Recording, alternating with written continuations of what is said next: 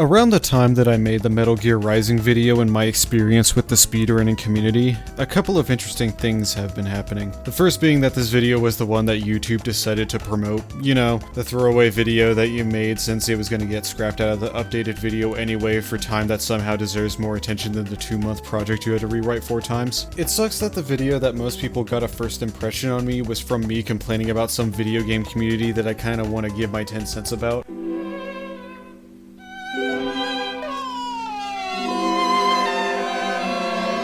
I kinda just want to move on to whatever dumb shit I could talk about, like Terry traps. This YouTube thing is more or less my hobby and not a job, which does give me the creative freedom to just throw my content at the wall without fear of not being able to eat because, oops, I put a Fist of the North Star song in the video again. Clumsy me. I guess I owe my month's rent to a fucking SoundCloud rapper. The second more interesting thing though is that one of the ex-moderators for the Metal Gear Rising speedrun Discord server reached out in my comment section and I got in touch with them to do an interview to elaborate more on their personal statements about the community. We talked for an hour and 15 minutes, but the general motif of the discussion is, what you know so far isn't even close to how bad it actually is. After hearing all the things the moderator showed and talked about as a first-hand account to the events that unfolded within the moderation team, my personal experience was actually probably the tamest thing I could have dealt with. And today I want to kind of talk about that in a shorthand synopsis since it's easier to summarize the whole interview as opposed to showing raw hour-long footage where a good chunk of it is the residue of an inexperienced interviewer. Before I talk about the interview, I want to talk about some other things that definitely should be brought up regarding my original video. To start, my interactions with the community were very skewed since I wasn't in the actual community Discord. Therefore, a lot of my sentiment may target people that had nothing to do with the controversy. I was in the MGRR spin-off game section, which isn't affiliated with the speedrun.com board Discord server. I want to clear this up because the screenshot I used in the video was from the forum and it led me to that section of the community. If anything, my actual interactions with the community that were negative are more or less exclusively top runners, so keep that in mind when I address the community within the scope of this video. What I wanted to accomplish with this video is to get a bit more clarity towards the community I was interacting with, cover a bunch of oddball topics that I found while working on this video, and to also gain a bit more of an understanding of the whole speedrun community. To start off, let's talk about the first interview I had. Curve was an ex-moderator for the Metal Gear Rising speedrun community whose primary role was to verify runs and to also moderate the officially recognized Discord. Their favorite part of running Metal Gear Rising is the Sky High loop for the Armstrong fight and started running around January of 2022. Sometime between then and July of that year, they also became a moderator. I decided to interview them after they brought up that the issues with the communities run deeper than just people being mean on the internet. Like I said, what I had to deal with pales in comparison to the outright malicious behavior that was allowed to happen. I admitted on my original video that my perception was particularly biased since I was directly affected by the incident, and even though I disagree with the moderators on some decisions, I still do respect them. So if you want a better representation of the front-facing community, take a seat. I also reached out to another runner called Waifu Runs who at the time I didn't know who they were, but from what I see on their content, they speedrun a lot of games and have also contributed back to the community. One being Devil May Cry, which Mecharazium also happened to run at the time. He told me that Mecharazium was an issue to the community well before Metal Gear Rising even got put into the light. To summarize Mecharazium, I think the direct words from Waifu Runs probably couldn't speak any louder about this whole situation. So let's just quote him. Sure, Mecha is a tool. He's crazy and has no sense of reality. He would often go on long tirades about how no one cares about Devil May Cry and the game will never have viewership. During my practicing for GDQ for DMC3, I was talking about how I hope it gets more runners into the game, and he comes into my stream telling me no one will watch the run and no one cares about DMC and blah blah. So I banned him, and he proceeded to donate through PayPal to text-to-speech the same thing. He was permabanned in my chat ever since, but he was often known for going on such tirades. He even did so during his GDQ and ESA runs of Devil May Cry 4. I did take a look at their re-upload and the ESA run, and the comments from 3 years ago praised him for his hard work of how much of an excellent runner he was. I know hindsight is 2020, but it feels surreal to just be seeing people witness a runner actively cheat an incentive run, and with all that information they go, yeah, but I still like him. It could just be a bad case of parasocial apathy or just pure ignorance, but it really feels like the choice to not address these issues is what causes these things things to happen so often, and when they do, immediately get dismissed as just another quirk of being a speedrun community. When I started asking Curve about their comment about the moderation team acting in bad faith, they provided screenshots of various things the moderation team were caught doing. These screenshots are public information as of me writing this video, but nevertheless I chose to censor the names of the members related for privacy. The first screenshot was a picture of a moderator verifying their own submission, which Curve brought up for context to those outside of the speedrun.com board that this isn't an abnormal activity when your moderation team is a skeleton crew. But this was a full group. I don't know how many people there are in the team overall, but from the screenshots I saw, I counted at minimum 5 to 6 people that could have verified the run. The second picture was a run being verified at a time when it was unreasonable for the verifier to have accurately made a decision. In my experience, when I submit a run, it took a couple of days to get verified, and from these screenshots, it took the same day or even 10 minutes for an hour-long run to get verified. This verification was also done by the same person who verified their own run. There also was a verified first place run from a runner that put in their description things that had so many indicators that this wasn't a trustworthy run. They might as well have just wrote red flag in all caps 20 times on their submission. The submission was also using a Google Drive link rather than a regular Twitch link or YouTube submission. I don't know the intricate rulings of a submission, so the link may be allowed, but maybe you shouldn't be trusting a submission that puts quotation marks around the word run and mentions that the runner did in fact not doctor the video to make it look like a world record run. Just saying. The final bits that were mentioned were a series of screenshots from the moderation team's chat, which I might need to stop and explain for a bit. There's a couple of people involved, so to help keep things clear, I'm going to color code the moderators involved. To start off, the subject matter will focus on Blue Moderator. So I kind of knew this moderator but never knew what happened that made them disappear from the community, so hearing the actual story behind it was just kind of sad. I didn't get an absolute picture of what went down, but in general, Blue Moderator kind of overstepped their boundaries and had to take a break from the moderation team. After their hiatus, they came back and were sent back to being a moderator again,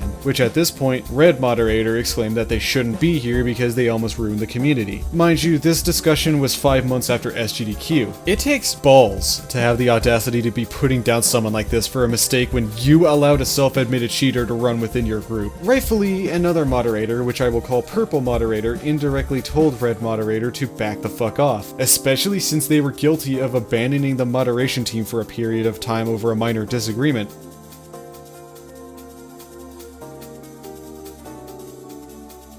To put it lightly, the Red Moderator was not happy to hear that. Red Moderator then proceeded to claim that the moderation team was picking favorites, exclaimed that the Purple Moderator who called them out was guilty of doing the same thing, which the Purple Moderator then proceeded to explain that it was for different reasons than mad butthurt, and at least told people before leaving instead of going dark mid-conversation. Again, this discussion was quite literally the very day the Red Moderator got back from their leave that Purple Moderator was calling them out for.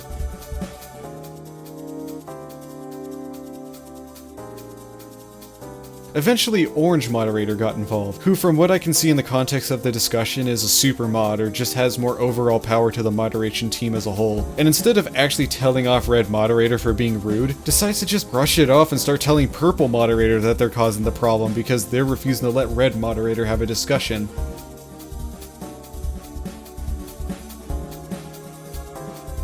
Now also from what it looks like, Orange Moderator could have been misdirected since Red Moderator was notorious for purging their discussion history, which Purple Moderator mentions that they just did before Orange Moderator showed up, so the context of the discussion was already lost. That was the narrative I was thinking was going to happen, until I realized that Orange Moderator was then proceeding to gaslight Purple Moderator when they realized that the messages were all gone.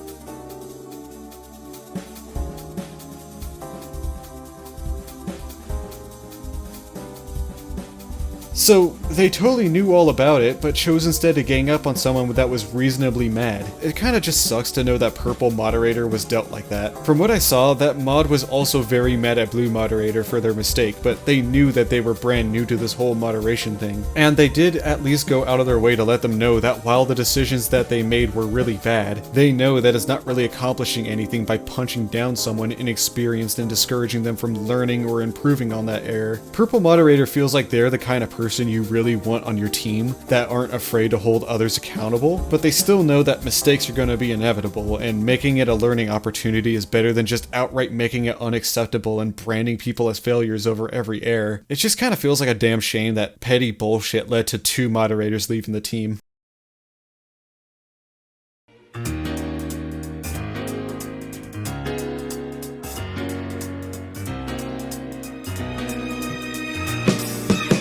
The end of the interview was resolved with a question related to all of the evidence that could be used to make a report, with a question that more or less was asking, what now? We have mounds of proof that the community moderators were actively harmful to the community, and there's several amounts of public proof as well that should be good enough to get something done. But when I asked if Curve knew how the process of making a report would go down if they decided to show this, they didn't really know. And even after doing my own little lookup of anything related towards reporting a moderator, there just doesn't seem to be a definitive process to do that. The only thing I could find was more or less the email account to send to the speedrun.com board staff. This could probably be the best if not only way to make a report against a moderator, in theory. I don't even think that the issue is that the speedrun.com staff are bad at their job or anything like that. It's just that there's little to no clarity towards how things are supposed to work. Like, how is a brand new runner or someone who doesn't know everything about who is responsible for what particular issue? This could also just be because I'm an outsider, but in my opinion, having a community-led organization handle all their issues with a single email for issues established on the webpage, it sounds about as effective as trying to talk to an unplugged microphone. Like, let's just use this information I just brought up about the Metal Gear Rising community and try to send out a complaint about the moderation team. I'd first need to ensure that my information actually gets picked up, then hope it doesn't get tossed immediately since there's absolutely no idea who is responsible for what issue.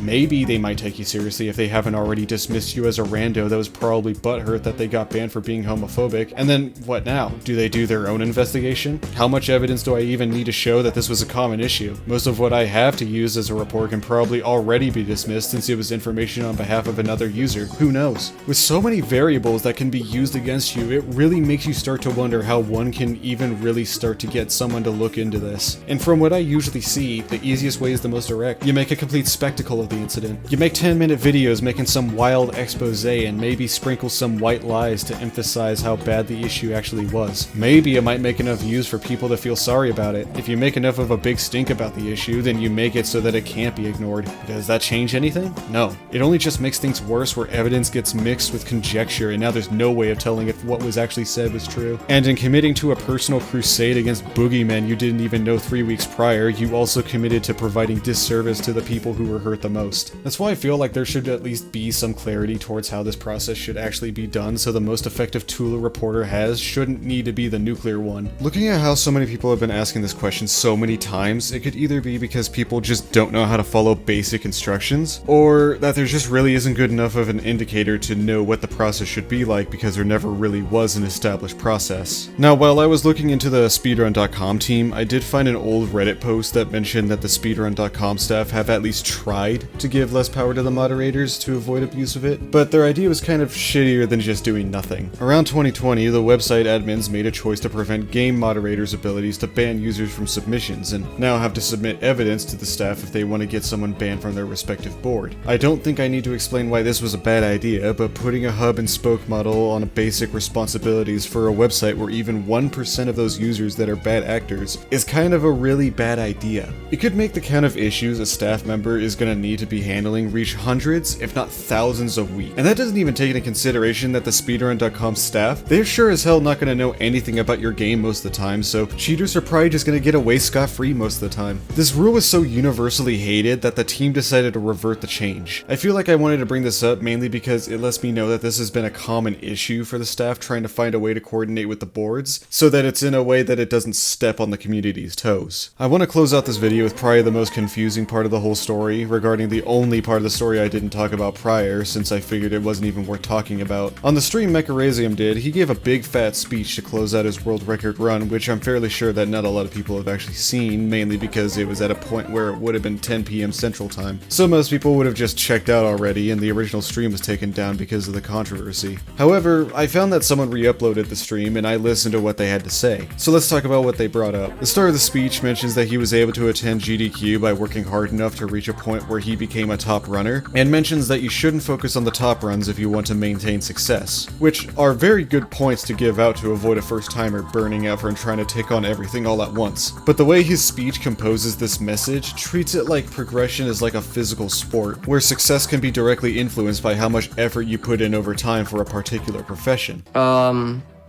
This is the part where God Gaming stops. I appreciate everyone being here today, whenever and whoever you are on site or watching online, but I have a couple of words to say.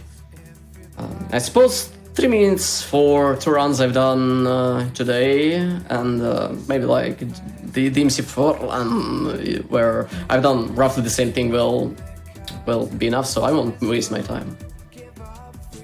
Some of my marathon runs are remembered by something I've done near the end of them, and this run won't be an exception.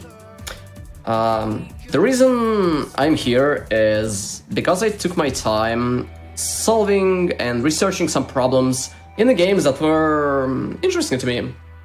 And as you might have guessed, MGR is one of them. I spent plenty of time playing casually, spent a lot of time just rerouting and doing some other stuff. But I don't think I spent as much time as I should have on the run due to the amount of work done by many people before me. So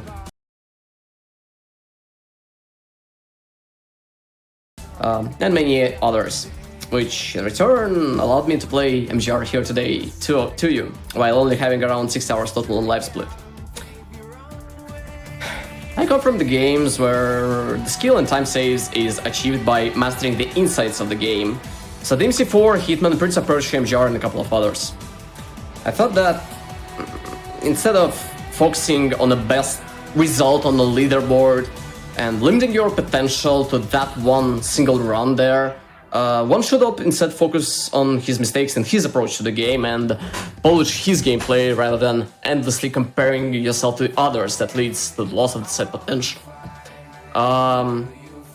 This way, things like status, plates on the leaderboard, respect, and accomplishment will come lightly, and you'll feel a different set of emotions. But I guess I was wrong, as I figured out throughout these years. A lot of people in many communities care not about the way to make their runs good, but instead to make them run good on the leaderboard, no matter the cost. Ow. So yeah, throughout the status you can quickly get anything you want for yourself and not for the people that contributed all for the run to what it is right now. But at the end, like, what truly matters? I think contributions matter. I think people that make the entry a little bit easier matter. Not the personas that review your runs on YouTube and then claim we've done an advertisement for you for free. This is why digging into smaller games and smaller marathons will probably provide you a much better, sometimes, experience. Support people like Logic Dolphin that made a tutorial for Final Fantasy XIII, Vash TSB, whose talents brings the communities together, and Mills, whose knowledge of MGR made all of you a bit happier together today. With that in mind, I kindly ask to follow my commentators and not me. Thank you. I feel empty and deranged, denied one last epiphany and ushered from the stage. We won't be meeting again, I think. Some people just want to see this world burn. Good night. There will be more godless nights. But what Mecharazian forgot is that this isn't a traditional sport. Someone playing this game can achieve in minutes what someone else has probably spent 5 years trying to master. Hard truth of life number 1. Some people are naturally better at things than other people. If you aren't one of those people, it means you're gonna have to work harder to achieve the same result.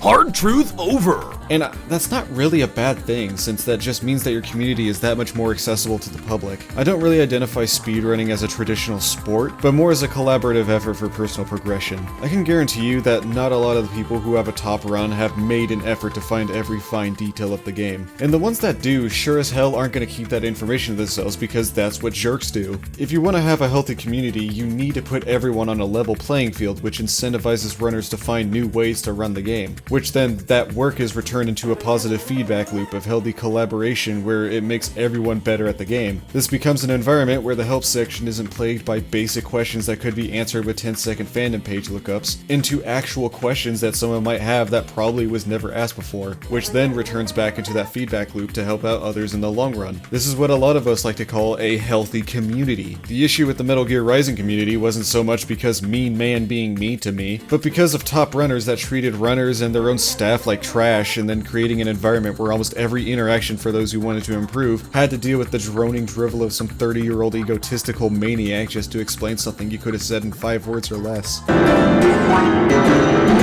The only other notable thing about Mecharizium's speech, though, was probably the very beginning of it, where he proceeds to say this after hearing that he got a world record run. Yes, but hey, can we, like, not use the world record stuff, right? Because, like, you see, it's very misleading. And it assumes that the video that I've done here is the fastest time, when in fact someone else could have a faster unrecorded version. Can you please use the term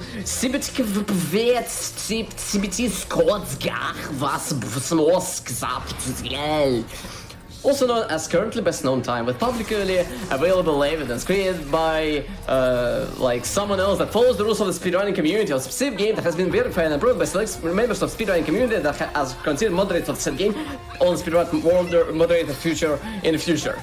I believe this would lower your confusion, right? So, and help everyone. For weeks while I was writing this video, it raised so many questions as to why he would say that, or why nobody ever bothered bringing this up. And after doing some looking into, I found that what he said was an old copy pasta. But with the mystery solved, that only just makes me more confused. Originally, before I even knew that this was a joke, I was under the impression that maybe the guy didn't know any better, but that's just not true because he's ran for GDQ several times before. The simple truth is that the whole splice run was completely premeditated. We can spend all day trying to wonder why he did it, but in my opinion, that doesn't really matter anymore. What I'm more concerned about is that despite all the trouble that he's caused, the impact of his decision was ultimately nothing more than just a speed bump to everyone else. It's like most of the people that know what happened have completely trivialized it, since ultimately it didn't really change anything. Remote runs weren't affected by the run, despite people bringing up that this was going to make it harder for those who have a harder time getting into the event. The money raised from SGDQ 2023 doesn't seem to be affected one bit by the issue, despite me bringing up that it can hurt the bottom line of the charity. And I wouldn't be surprised that we get another Metal Gear Rising run in like 2024 or something. I can guarantee you that most of the people probably forgot about this incident until I brought it up for some random video in my backlog. And it's that lack of object permanence that makes me the most concerned with speedrunning as a whole. It really brings a grim oversight where it's just only an issue when it's brought up by YouTubers, or it gets sent front and center to a charity so that outsiders can point and laugh at people that went out of their way to contribute back to their community. Also, a bit of a side note, since I saw a couple of people talk about these problems being an introvert issue, it's not. We love to get way too comfortable with these hour-long cringe compilations, knowing damn well that the same thing would have happened to us if we were on that stage in front of thousands of people. I can tell you, this is not an introvert thing. I used to be in a band and performed on a live stage